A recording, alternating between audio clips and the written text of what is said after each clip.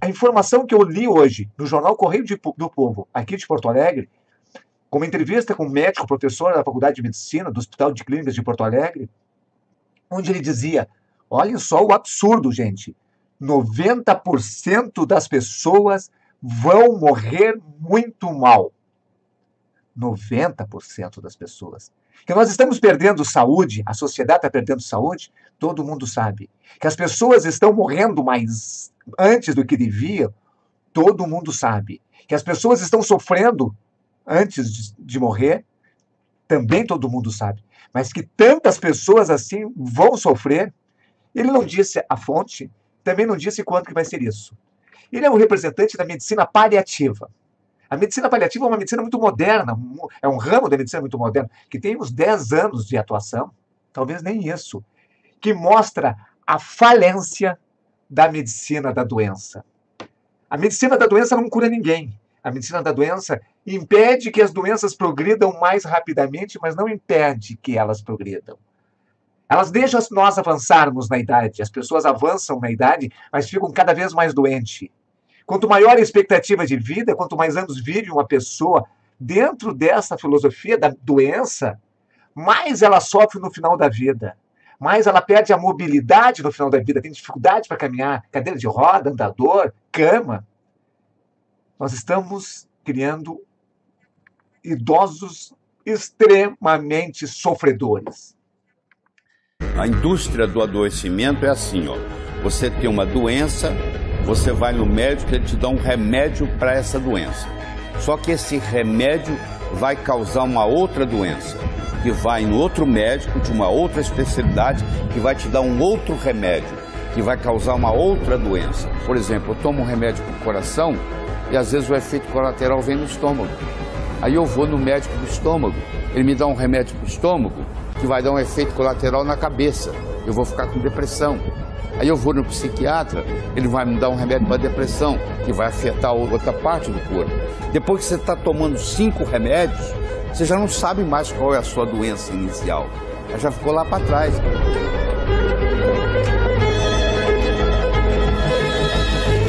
85% da verba do SUS é gasta nos últimos 2 anos de vida do brasileiro. Ou seja, o indivíduo vive errado a vida inteira e não vale nada, ele vai morrer de qualquer jeito. E segundo, o remédio não cura nada. O remédio remedia.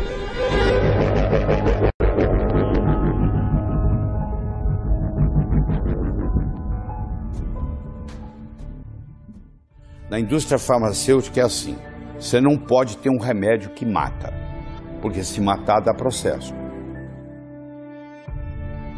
E você também não tem uma ênfase grande em produzir remédio que cura, porque aí o cara não compra mais. Você tem que ter um remédio que nem mata, nem cura.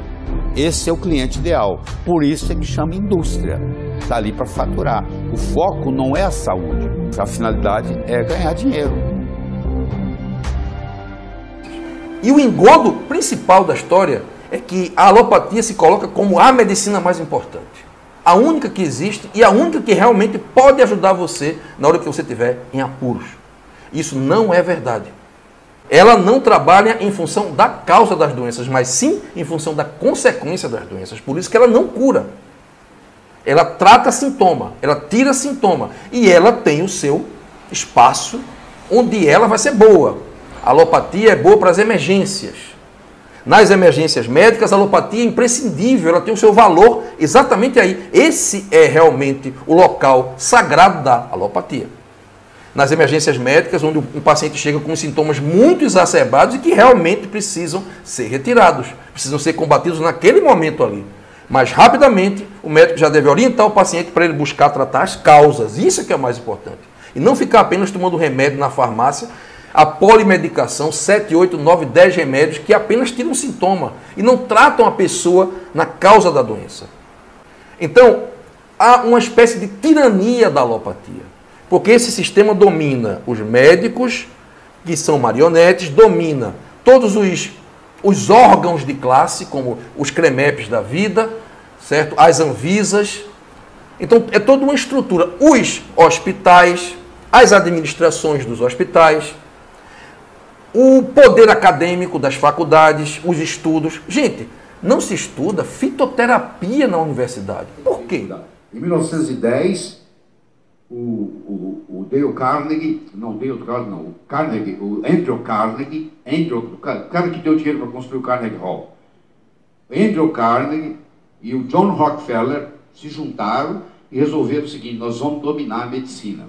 Nós vamos fazer o seguinte: nós vamos criar um currículo médico que não existe nos Estados Unidos. Criaram o currículo médico. E nós vamos dar dinheiro para as faculdades. E foram dar dinheiro para as faculdades. Eles chegavam numa universidade e falavam: nós queremos doar tanto, porque eles tinham milhões e milhões e milhões para doar. Tem que doar tanto. Só que vocês têm que fazer duas coisas, só duas coisas que nós queremos. Que você adote o currículo médico, que não tem homeopatia, que não tem osteopatia, que não tem naturopatia, não tem nada, só tem alopatia. E se você vai deixar um dos nossos elementos ser parte do seu Board of Directors, ser um diretor, participar das suas reuniões, porque eu quero saber como é que o dinheiro está sendo gasto. Ah, perfeitamente. Com isso, eles dominaram a medicina inteira e fizeram essa lavagem cerebral que você sofreu na faculdade. E aí os Estados Unidos fez, o Brasil copiou, acabou. Então tinha, sei lá, 25 faculdades médicas de homeopatia, fecharam todas, só ficaram 2 nos Estados Unidos. Tinha não sei quantas de osteopatia, fecharam todas, só ficaram 3. Tinha quantas de mais de sei quantas, quase 100 de naturopatia, fecharam todas, só ficaram meia dúzia. E aí caminhou para isso que vocês estão vendo aí. Né? Chegamos aqui assim, com os advogados, que vêm agora por cima, se você não fizer dentro do riscado, se você não der quimioterapia, você pode ser processado. Mesmo você sabendo que não funciona, você é processado. Eu não estou querendo ser pessimista aqui, não. Eu vou mostrar para você tudo que é verdade aqui, e tudo que está publicado. Tá? E aí você vai ter uma ideia de como você pode proceder. Pelo menos você vai entender muita coisa que até então você pensava que era verdadeiro e não é. Nós fomos enganados mais uma vez. Vamos ver se tem alguma pergunta. Saúde é ter todas as células do corpo funcionando de forma adequada, sem nenhum problema ou perturbação, e todas elas integradas nos órgãos, tecidos, de forma harmônica e equilibrada. Doença é qualquer sinal ou sintomas, como nós vimos ontem, da diminuição dessa saúde. Essa perda pode ser muito sutil. Nós vimos ontem isso, lembra? Só detectada, às vezes, em alterações de exames laboratoriais. Ou pode ser muito avançada ao ponto dos médicos da doença colocarem um rótulo. Hipertensão, diabetes, lombalgia. E os milhares de rótulos que são colocados para diagnosticar a saúde quando ela perdeu muita saúde.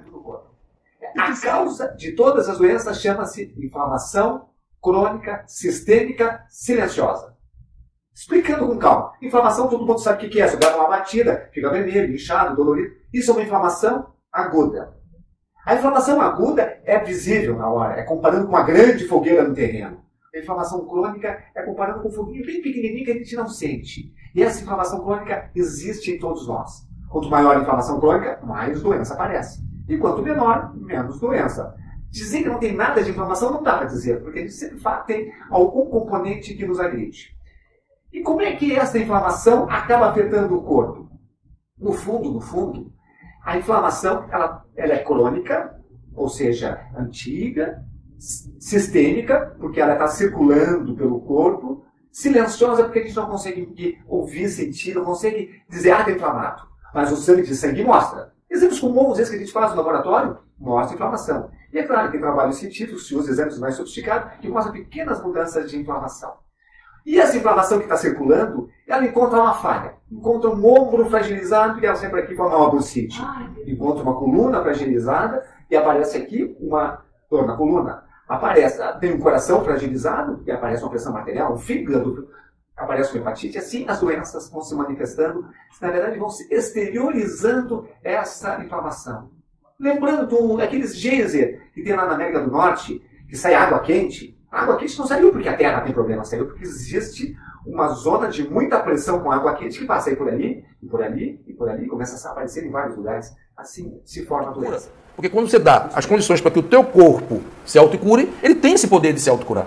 E é essa mais uma farsa de dizer que o seu corpo não tem poder. O seu corpo tem poder. Ele foi feito por Deus e foi dotado desse poder de autocura. Mas para que ele possa se autocurar, ele precisa receber o aporte saudável. Ele precisa ter o apoio necessário para poder fazer isso. O apoio nutricional, precisa ser desintoxicado, ele precisa receber um apoio de energia na forma de homeopatia, acupuntura, essências florais, essa energia sutil que está na natureza, dos alimentos funcionais.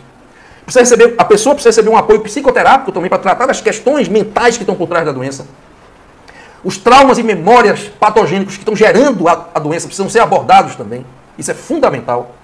E quando tudo isso é feito, o corpo naturalmente vai se autocurar. Essa é a cura real. A cura que liberta. A cura libertadora. Que vai fazer com que você não precise mais de nada. Que você naturalmente fique bom. Então você não vai mais precisar de remédio. Você não vai mais precisar de médico. Você não vai mais precisar de nenhuma estrutura do sistema. Preste atenção. É o teu futuro que está em jogo. Depende apenas da tua escolha. Se você escolher aceitar ficar doente, você está escolhendo uma morte sofrida. Se você escolher viver com saúde, você está escolhendo uma morte saudável.